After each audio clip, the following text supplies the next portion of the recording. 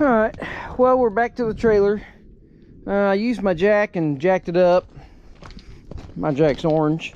I went ahead and threw my jack stands under it, and then for a safety, these are loose.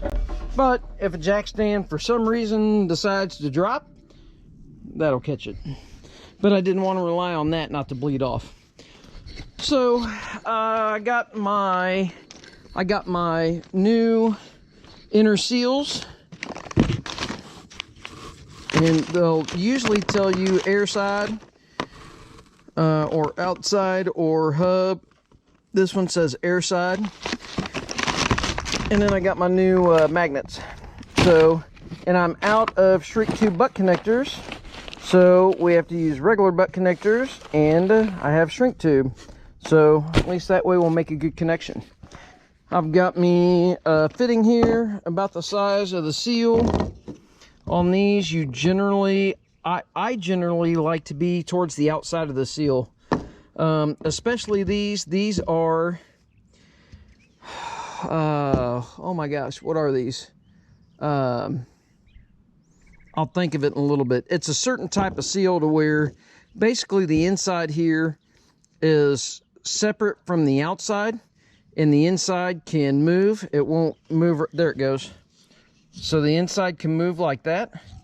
It's like a utilitized, no, what is it? A unitized. It is a unitized seal is what this type of seal is. And this is the seal that you have to use with oil bath hubs. So anyways, all right, I'm gonna get my earbuds in real quick. I'll get you guys magnetized up there so you can see what's going on. You see from last time, I've got new dust cap plugs. I wanted to put new ones in it, and actually I think the old ones might seal better than these. I don't know. These weren't as hard to get in as the other ones were to get out and in, so, but I thought it'd be a good thing to put new ones in. They are pretty grabby. The rubber's nice and soft. The other ones are a little firmer, but I think they're original to the trailer. All right, I've got my hearing protection in and my safety glass sunglasses on.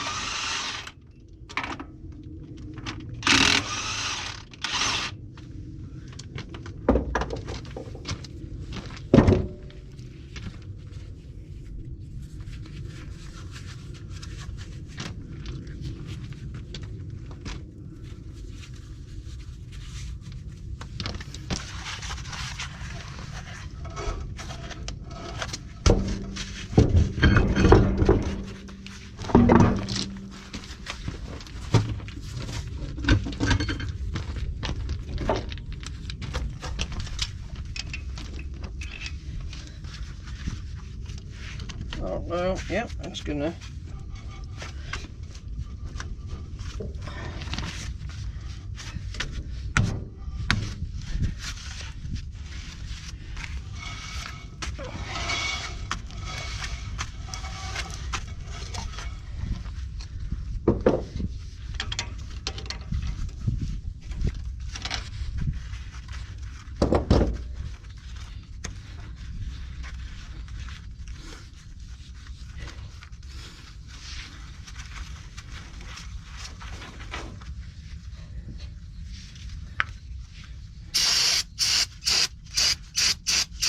I don't know if these gloves are going to hold up, so let's see what happens there too.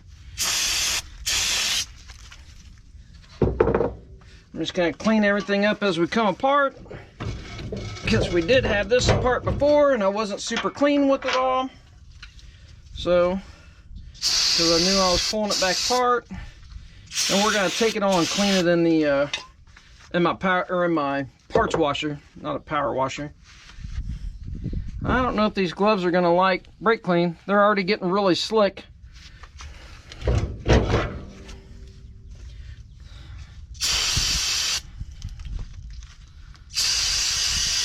Could be all the slimy grease. When you have, I've kind of found when you have rear end fluid and then you put regular grease with it, it kind of creates a slime. I don't know why, but it makes it all kind of slimy.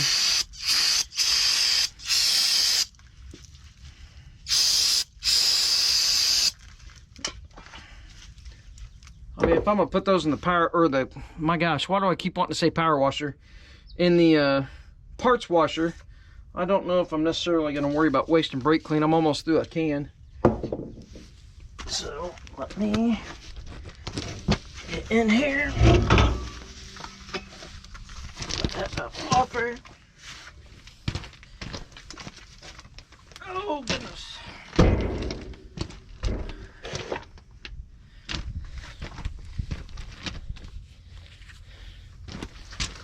Let's see. Probably gonna make the connection in there. Let's see what we got in the box.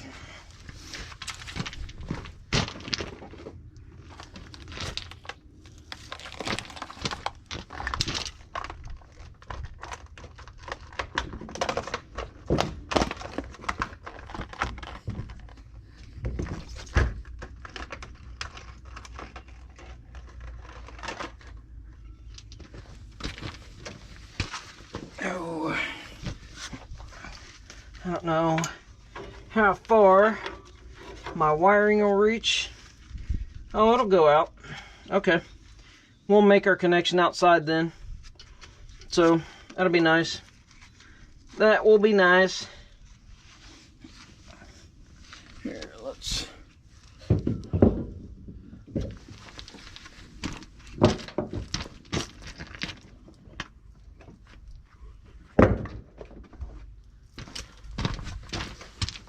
thought I had another pair of wire dikes out there.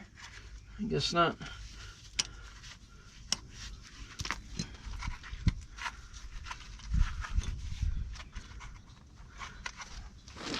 That's a little clip capture deal.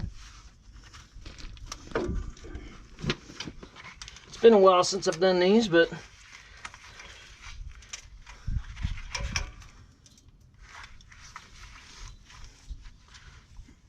it's got a little push button deal. This one might not come apart. I mean, it looks like it'll come out of there.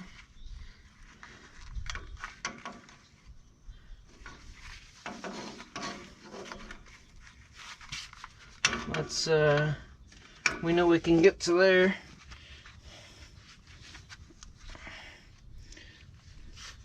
I'm gonna have to grab something else. I was trying to show you guys.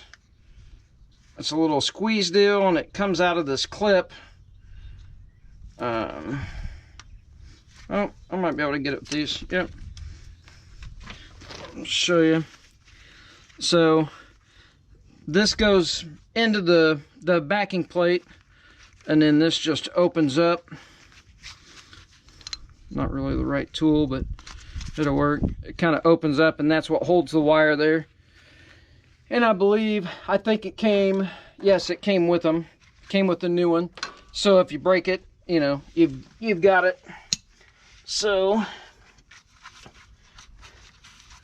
I generally don't try to mess with these at all, these wire clip things, because I don't know, it seems like you never can get it back on there quite right.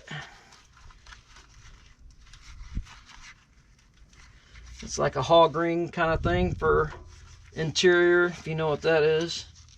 It's kind of what it is. I don't have hog ring pliers, or it would probably work pretty good for that.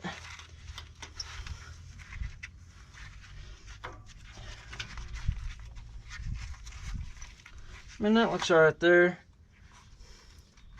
And these will go out. Let's see how far. Oh yeah, I can make a connection back here where it's connected at now, so I can get rid of that splice.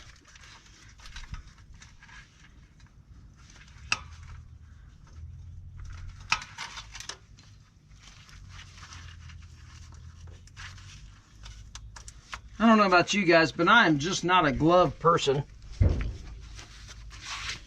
So I can't work with gloves. All right, hang on, let me get the clips and the spring. Okay, we're back. Sorry, I did a little bit of work while I was on the phone. My wife called me. I put the wire back in, and usually they give you just enough of this covering. I mean, I could go through it, but it's real hard to get it in that, it's like an anti-stress fitting or something. I don't remember what they call that, but I put the new bushing in there and used the original clip. It seemed like a little better clip than the other one. Left the original hog ring. They give you a new one, but I didn't mess with it. I only have enough shrink tube butt connectors to do this side, so I'm gonna have to order more. So always seems like there's something anymore. Can't get a complete project done. Here, let's get you guys. Let's see. Hopefully you can see that. But all you do is connect your wires. It doesn't matter which one's on which. The magnet doesn't care which polarity. That's why you have two red wires.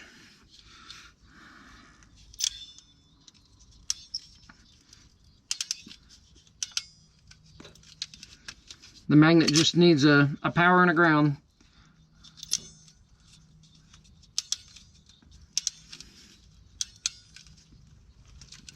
I need to buy some new crimpers. These things are kind of messed up.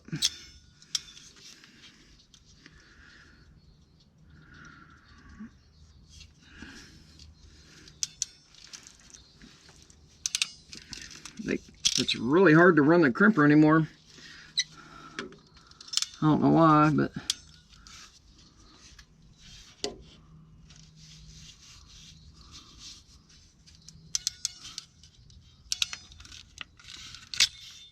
and then they get stuck. All right.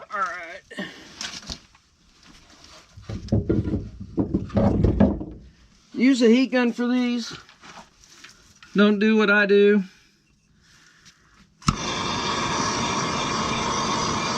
I use a MAP gas torch. Don't do that. Use a heat gun.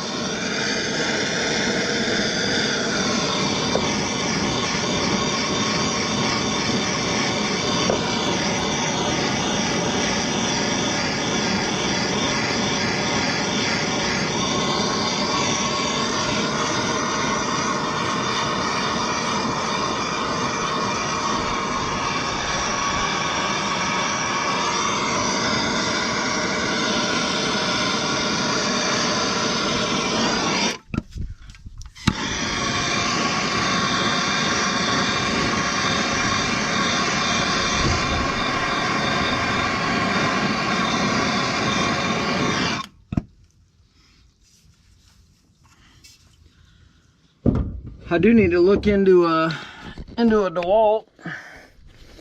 I guess DeWalt has a cordless heat gun. That's something I'd buy. All right, let's go up and get the top side stuff done, and then we'll come in and clean these shoes. All right, let's see if I brought something capable. I couldn't find my seal puller, so this is a cotter key puller.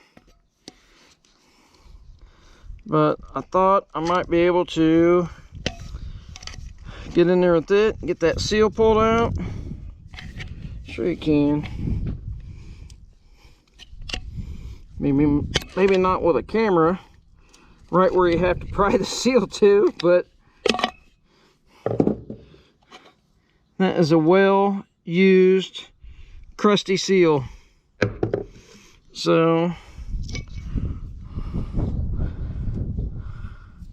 inspect the bearing. What you're looking for is what I call hamburger. You want to make sure that it doesn't have a bunch of pitting on the rollers. And then I like to see how loose the cage is. But if you don't know what a bearing's supposed to feel like, you don't know how much play it's supposed to have. That, I'd call that a good bearing.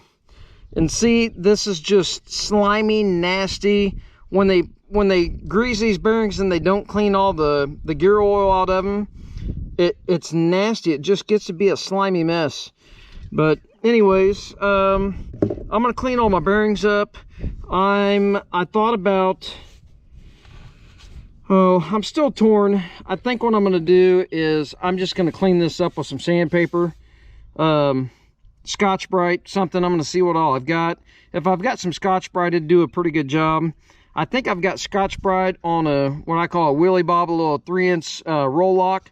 I think I can probably work it in there maybe. I just don't want to get any inconsistencies in it. And then I might clean up this face here on the inside of the hub. But anyways, I'm gonna get all that cleaned up, get the inside of the bearing races and everything cleaned up. I'll just take it in there to my parts washer and get it cleaned up in there. And then we will be back to put seals in. So give me a little bit, I'll get this stuff cleaned up, and I'll show you how to put the seals in and what I do to when I put them in. All right, we got some 8090, got a clean bearing. 8090, this is 8090, this is Mystic. They color it red, I don't know why, but it is not transmission fluid.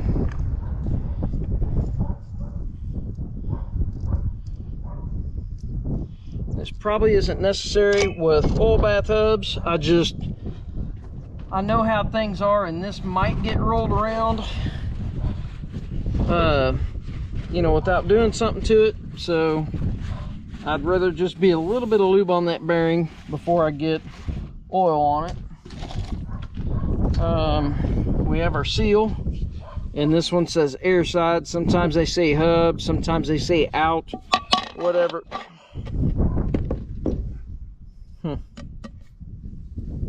Wait, you guys see anything wrong with this?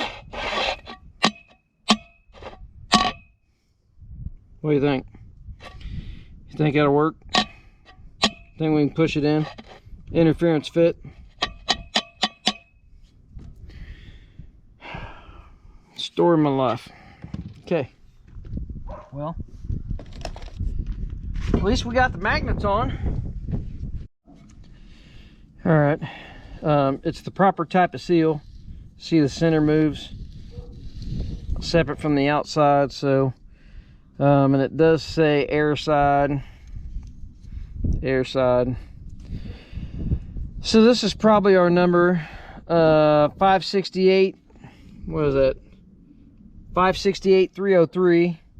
The sun's like blasting in my face, but we do have another number, 6411, so that may be it. But generally I would say it's probably this 568-303. So let me call my local bearing house and let me see if they have 4 of these seals. And I don't have time to get them today because I've done all kinds of other stuff. So apparently I'm going to put the seal back in here. Maybe I got to pull the drum anyways. I guess I'm going to put the seal back in there. I was going to show you how to use this as a driver, but I got to go get a piece of 3-inch pipe or something, which I thought it was kind of weird that this fitted. This fit that seal pretty good, and this is a 4-inch sewer and drain fitting, and normally I thought I used 3-inch PVC, and I pulled a piece of 3-inch PVC out and it didn't fit in the new seal. So I thought it was odd, but I ordered these seals from a guy and they came and they're wrong. So let me call and see if I can get seals. Actually, I guess this will be the end of this video. We'll be back in a little bit, I guess. Let me get the right seals and we'll finish the video. All right, you guys have a good day.